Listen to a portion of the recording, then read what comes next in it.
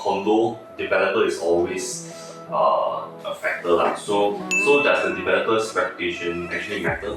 So maybe I ask you guys here written, which are the few top developers in your mind that brings to your mind? You heard UOL? Have you heard it? Oxley, I heard before. Oxley, they case study before last time on Oxley. They're actually the one who did the shoebox unit. They're the one who started. Yeah, but in the end, got the government, as you mentioned, blocked it lah. But they said don't want to be too small. Oxley was once a time, at one point in time, they are the biggest bank owner in Singapore because they're quite aggressive. Oxley do a lot of boutique projects. UOL is also quite reputed. They are quite well known for the landscaping. So I think if you ask your parents' era, right, our parents' era, likely to be more about CDL, capital land. So does the reputation of the developer matters? It does affect the older folks. Yeah, so it's an indicator of, sometimes to some of these buyers, it's an indicator of quality. But of course, naturally, when it comes to CDL, capital land, when you hear this land, you kind of feel assured that the quality will be better. But also you'll be prepared to pay a higher price. But I think as far as I'm concerned, in Singapore, the reputation of the developer, it matters, but it's not very crucial. Unlike in China. In China, people are very concerned about this called 烂尾楼. 烂尾楼 means a project will never get completed. Because sometimes the developer go bust. Go bust means the project will never be completed. It's called 烂尾.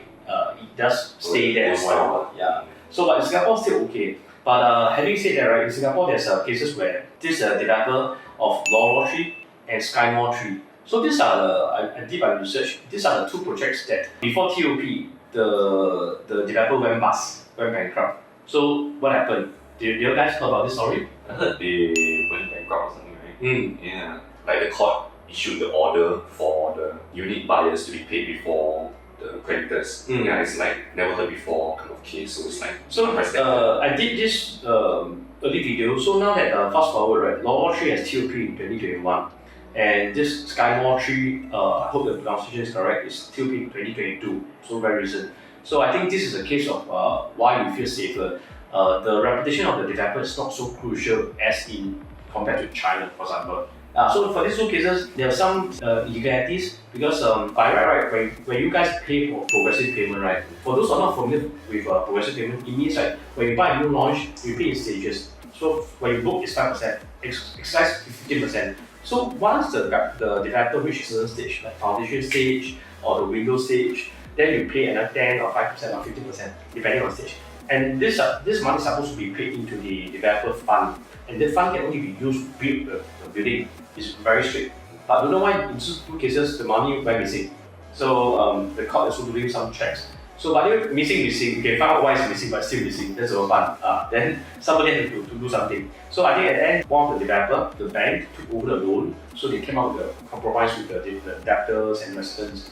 Okay, they will take over and continue to build. Because this bank also has a stake inside.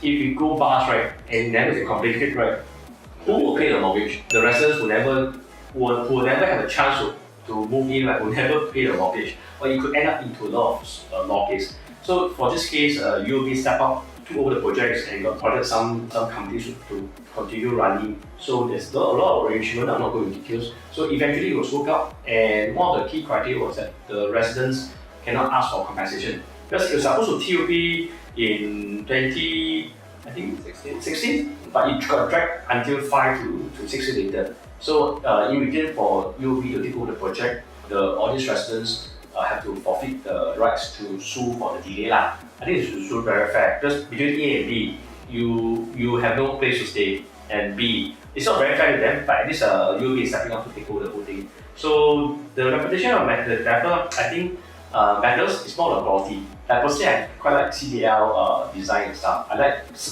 this UOL also quite good in landscaping. So depends on what you want. It's a kind of a signal of quality. Also, having said that, right, I would say that there are some buyers who will be skeptical of China investors or China developers. But so far, right, this has been proven wrong. Especially for Jetscape, they got China developer involved, but it's quite project quite similar. November Park was from also got China developer, and they were even given a no sale license before. So this saga was in November Park. I think I did a long video on that as well. But so far, I'll say that regardless, the Singapore government is quite strict on that.